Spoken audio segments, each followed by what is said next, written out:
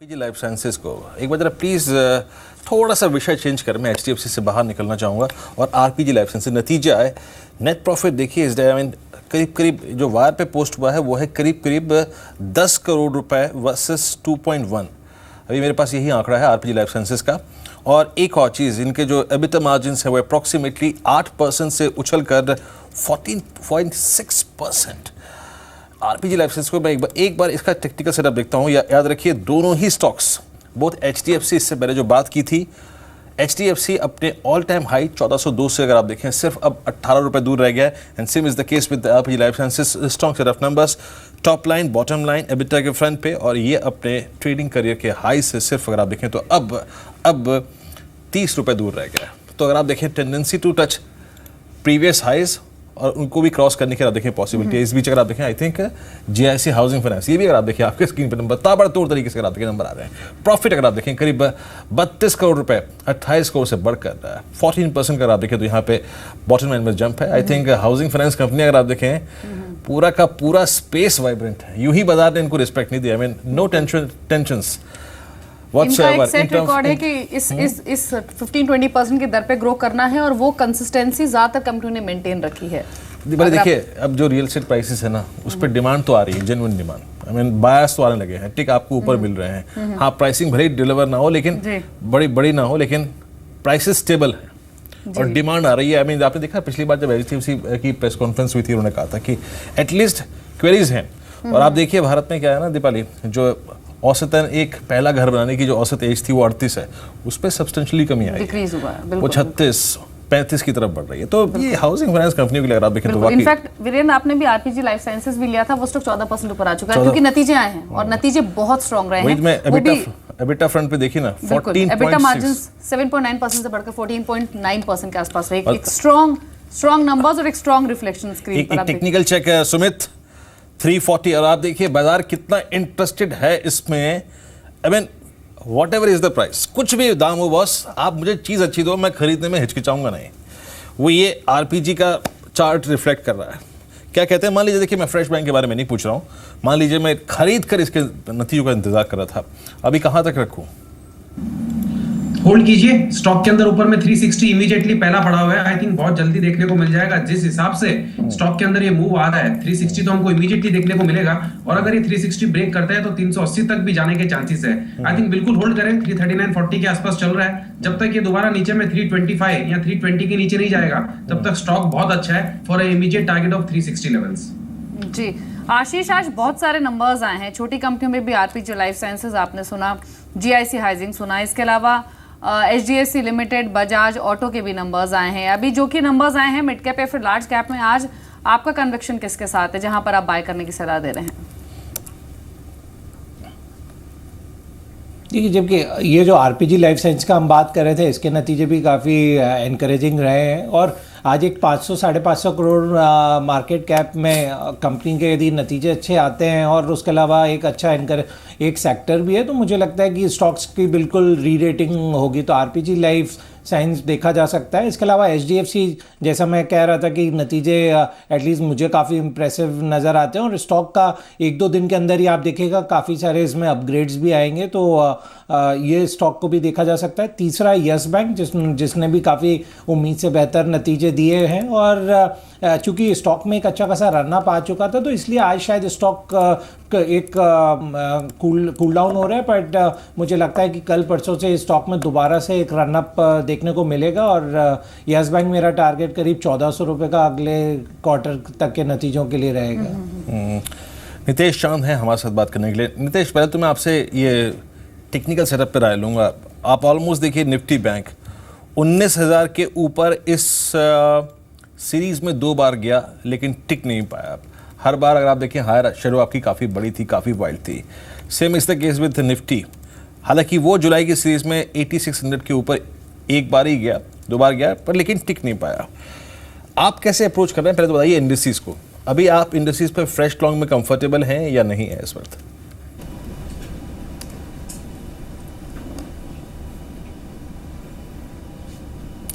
नितेश, लग रहा है ऑडियो नहीं जा रहा है उनके पास अभी तक। Virendra, sorry, can you repeat the question? मैं इंडस्ट्रीज पे आपका आउटलुक जानना चाह रहा था, निफ्टी बैंक पर। Nitesh,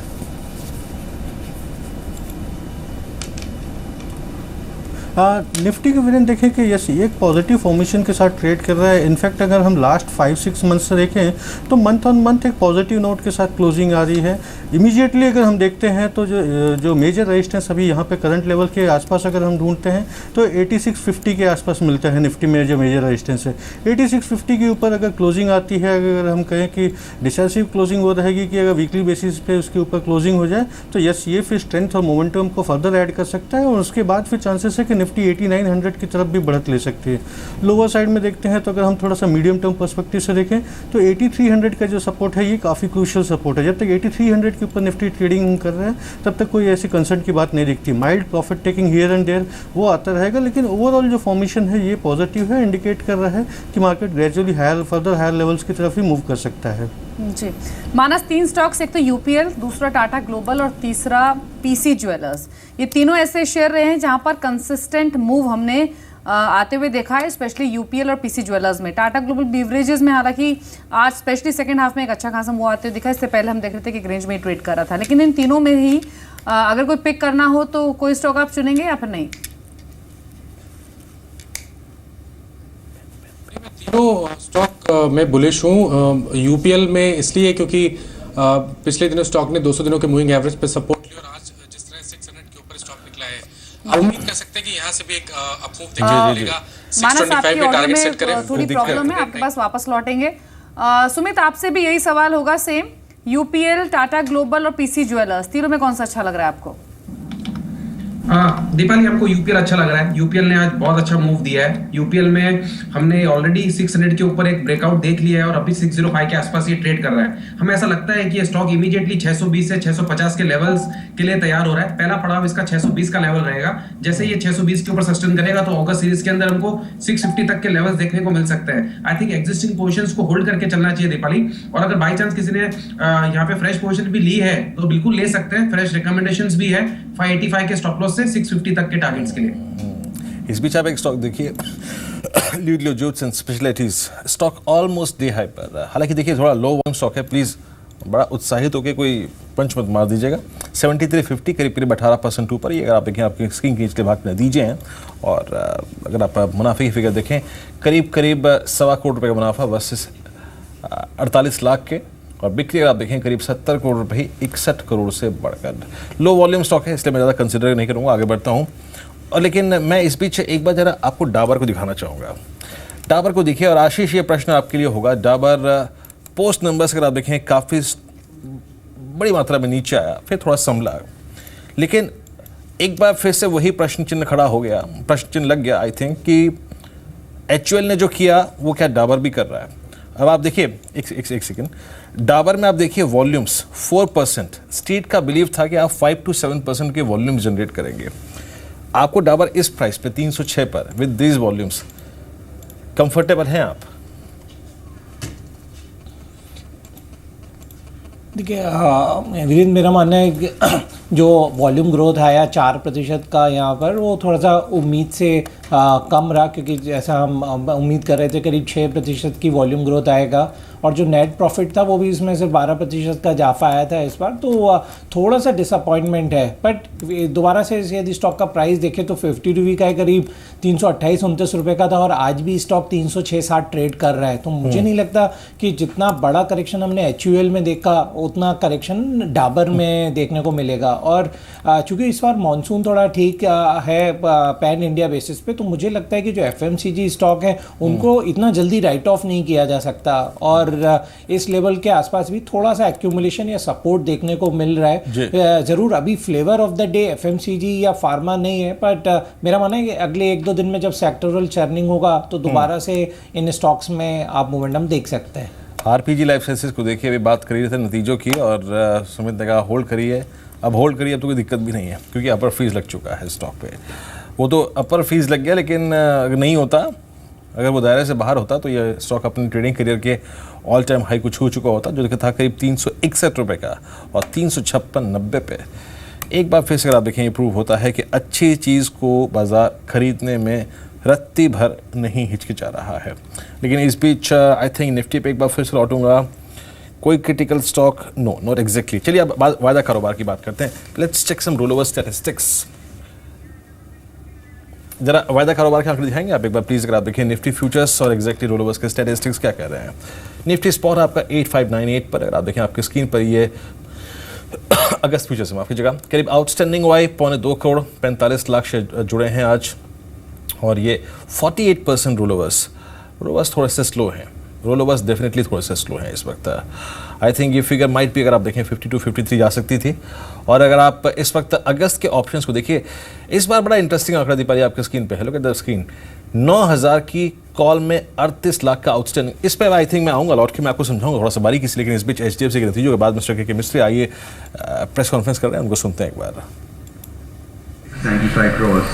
Rupees 566 crores is on account of non-performing loans, and as much as rupees 2,129 crores is in respect of standard assets. So historically, we've always had a policy of providing a little more than what the regulations specifically required us to, and we'd like to continue with that policy. The balance in the provision for contingencies is equivalent to 1.03% of the loan portfolio. We have also made a special provision of rupees 450 crores over and above the regulatory requirement with the objective of further strengthening the balance sheet and creating a buffer. For the year ended March 31st, 2016, the profit before tax stood at rupees 10,108 crores as against rupees 8,624 crores in the previous year, giving an increase of 17%.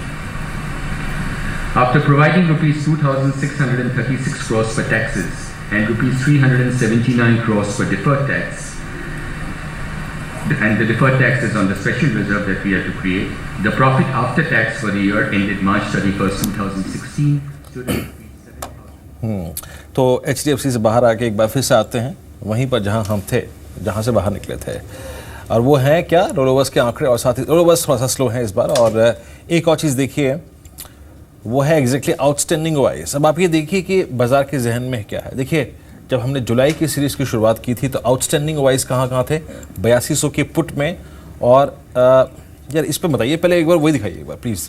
8200 की put थी और 8500 की call थी। और इस बार ये दायरा कितने बड़े फ्रैक्शन से खिसक गया है। 9000 की कॉल में आउटस्टैंडिंग वाई 38 लाख और 8500 की पुट में 26 लाख का, यानी सबसे ज़्यादा आउटस्टैंडिंग वाई कुछ और ही कह रहा है। मानस, ये ओवर ऑप्टिज्म है क्या, फिर आपको रियलिटी लगती है? आई मीन क्या इस रियलिटी के लिए आप प्ले करेंगे for a possible target of, I mean छोड़िए, लेट्स फॉरगेट 9000, एटलीस्ट 8750, 8880 और might be 8800 the higher side.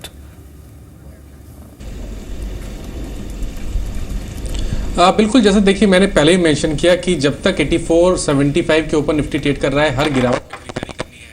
और जो 8600 के ऊपर हमने ब्रेकआउट देखा, इसका टारगेट कहीं ना कहीं 8760 के आसपास जरूर आता है। तो आप बिल्कुल 8750 को तो बिल्कुल एक्सपेक्ट कर सकते हो। और ये जरूर है कि इसको कहना मुश्किल है कि ये 2 दिन में आएगा या एक हफ्ते का टाइम लगेगा, बट फिर भी टेक्निकली तो बिल्कुल पॉजिटिव, और 8750 के लेवल्स बिल्कुल निफ्टी पे आ सकते हैं।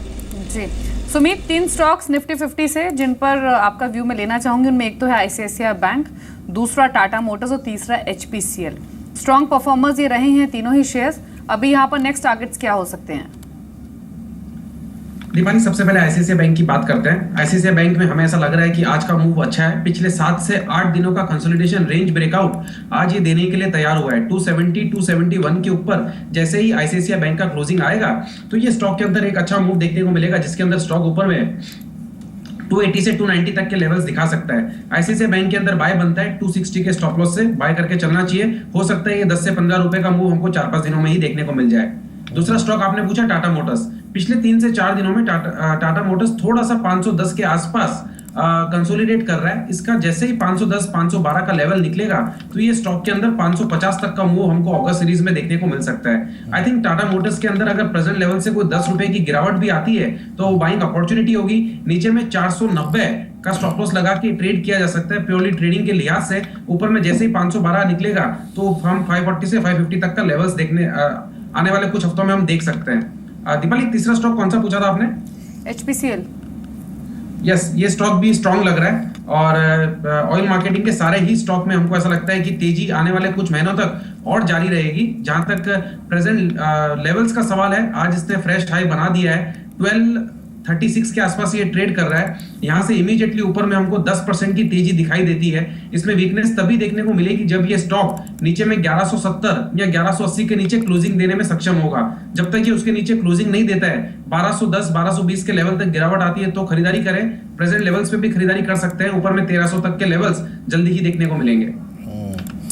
इस बीच आप याद रखिए, आज आई थिंक मैं जिस स्टॉक को ना इस बाजार में सबसे सुस्त स्टॉक मानता हूँ, उसने आई थिंक अपना ऑल टाइम हाई लगाया है। It's a power grid, I think yes, 172 रुपये 30 पैसे प्रीवियस हाई था इसका 2007 में, लगभग 167.50।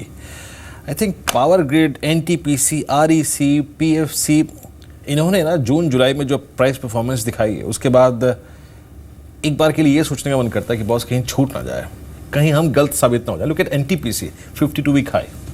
हम गलत तो नहीं है, अगर बहुत संक्षेप में बताइएगा इस बात को, क्या ये हाइज, ये 52 वीक हाइज, ये एक्यूमुलेशन, ये वॉल्यूम्स आशीष खोखला नजर आता है, या फिर आपको लगता है कि हाँ एज ए इन्वेस्टर आप सीरियसली सोचिए इसके बारे में? आप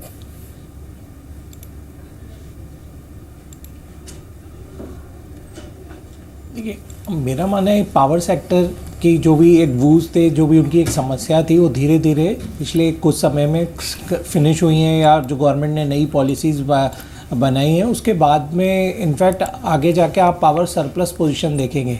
तो अभी जो कोल लिंकेजेस रिलेटेड इश्यूज थे या जो पावर प्रोजेक्ट्स बंद थे, वो भी सब अभी स्ट्रीमलाइन हो रहे हैं। तो जिनके चलते ये एक पर्टिकुलर सेक्टर है जिसने पिछले 6 साल से निवेशकों को कुछ भी कमा के नहीं दिया, अब इन पर्टिकुलर सेक्टर में जो क्वालिटी स्टॉक्स हैं उनकी री रेटिंग हो रही है। तो जहाँ पे जैसे आप देखिए एनटीपीसी जैसा स्टॉक है जिसने 52 हफ्तों के उच्चतम स्तर को ऑलरेडी छू लिया है, या आरईसी एक स्टॉक है जिसमें हमने पिछले कुछ समय में अच्छा मोमेंटम देखा। पावर ग्रिड की आप बात कर रहे हैं, तो बड़ा सिलेक्टिव लेवल पे यहाँ पे बाइंग हो रहा है। ये पूरा एक सेक्टर में सारे स्टॉक परफॉर्म कर रहे हैं ज़रूरी नहीं है। जैसे देखिए अपना टाटा पावर परफॉर्म कर रहा है, ना एनएचपीसी जैसे स्टॉक परफॉर्म कर रहे हैं। तो मेरा मानना है जहाँ पे भी इंडिविजुअल स्टॉक रिलेटेड स्टोरीज हैं वहाँ पर परफॉर्मेंस देखने को मिलेगा। तो पूरा सेक्टर को बाय नहीं करना चाहिए। सिलेक्टिव स्टोरीज में अभी भी काफ़ी फेज बाकी है जहाँ पे जैसे एनटीपीसी, पावर ग्रिड जैसे स्टॉक में पोजीशन ली जा सकती है।